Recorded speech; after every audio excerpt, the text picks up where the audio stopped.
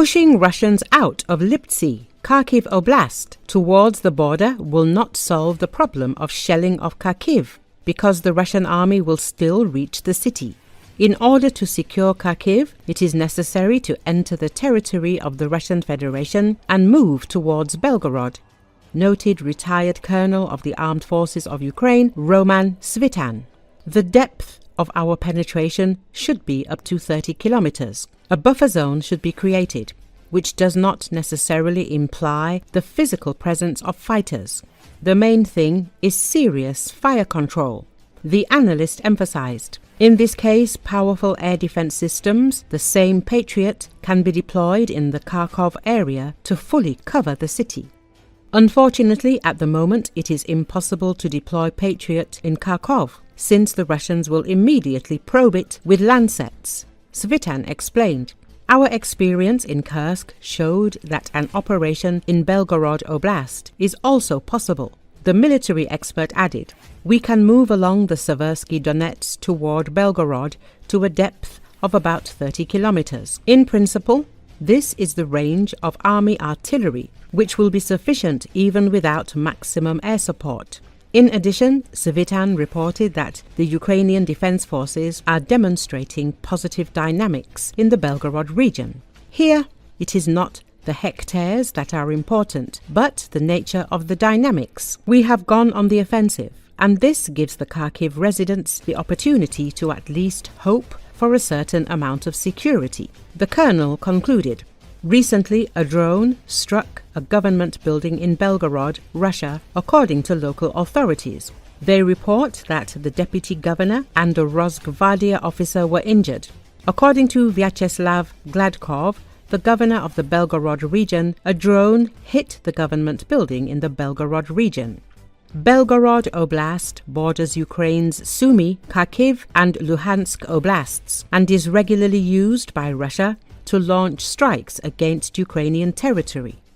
Belgorod Oblast authorities have repeatedly accused Ukraine of launching attacks against the region and Belgorod proper throughout the full-scale war. Recall, Ukraine first launched a surprise offensive into Russia's Kursk Oblast in August 2024. Ukrainian officials have said the move forced Russia to move resources away from its offensives in eastern Ukraine, and captured land could be used as a bargaining chip.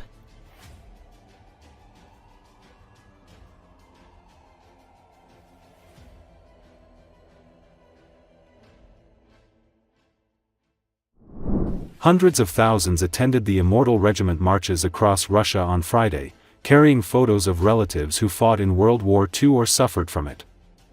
According to Associated Press, the marches were part of Victory Day celebrations, marking the 80th anniversary of the Soviet victory over Nazi Germany. The procession was not held in Moscow and several cities close to the border with Ukraine due to security reasons, but people could participate in the Immortal Regiment online stream by uploading photos of World War II veterans. The Soviet Union lost a staggering 27 million people in what it calls the Great Patriotic War from 1941 to 45. That sacrifice left a deep scar in the national psyche. World War II is a rare event in the nation's divisive history under communist rule that is revered by all political groups, and the Kremlin has used that sentiment to encourage national pride and underline Russia's position as a global power.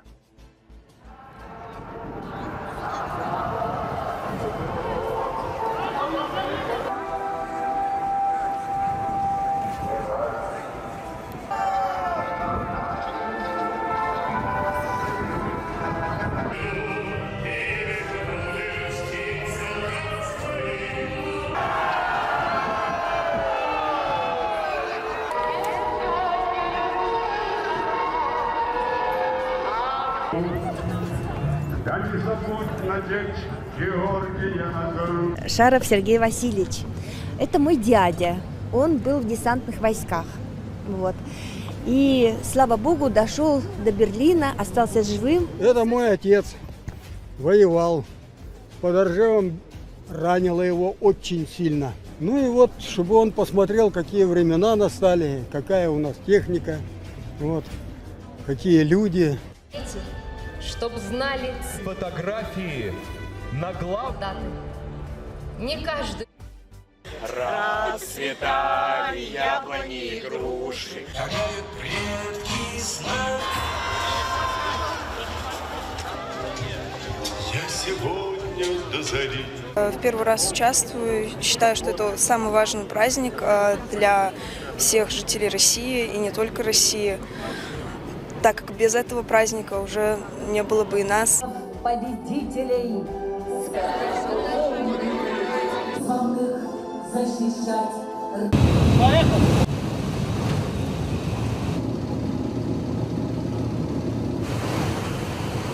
42 военно-морских специаля в плеяду лучших защитников. Тренер, преподаватель, парашютист, инструктор. С высоты Полтава. Это мой прадед Горбов Георгий Сергеевич. Погиб в Ленинградской области, недалеко от Гатчины, 23 января 1944 года. Сохраняется и продолжает набирать обороты. Шел в 2013 году. Россия – это общероссийская, общественная, гражданская, патриотическая.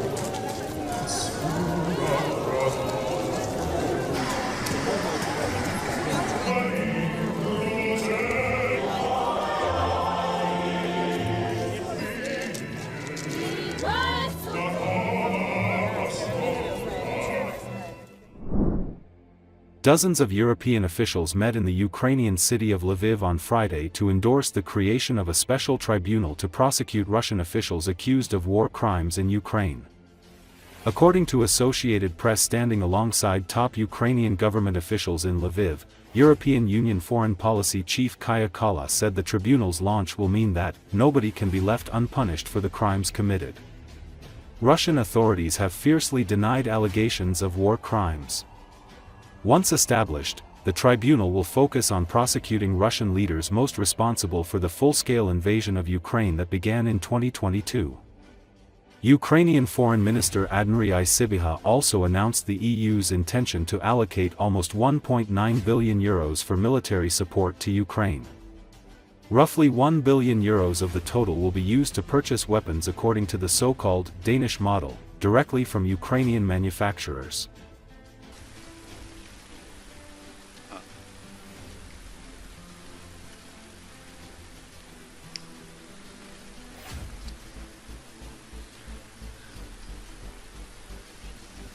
We take very decisive steps towards justice for Ukraine. After this meeting, we will provide our final political endorsements to establish a special tribunal for the crime of aggression. And this tribunal will ensure that those most responsible for the aggression against Ukraine are held accountable.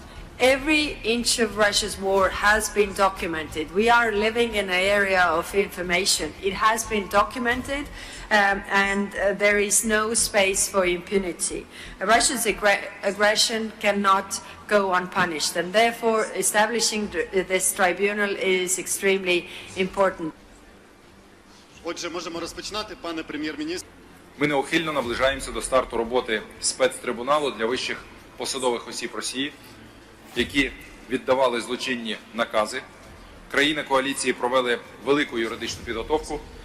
Сьогодні буде прийняте політичне рішення про схвалення роботи цих юридичних команд. Сам процес формування і запуску спеціального трибуналу в межах Ради Європи розпочнеться незабаром. Винні в злочині агресії обов'язково будуть покарані.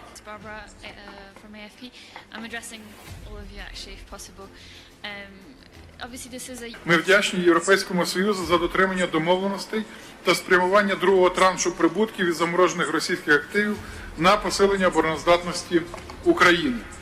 По-друге, сьогодні це вже звучало, ми також підписали контракти з 4 державами – Данія, Нідерланди, Франція, Італія – на суму близько мільярда євро.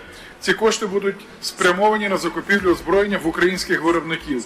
Очікуємо на швидку імплементацію, щоб українські захисники на передовій отримали вироблену зброю вже в найближчі місяці.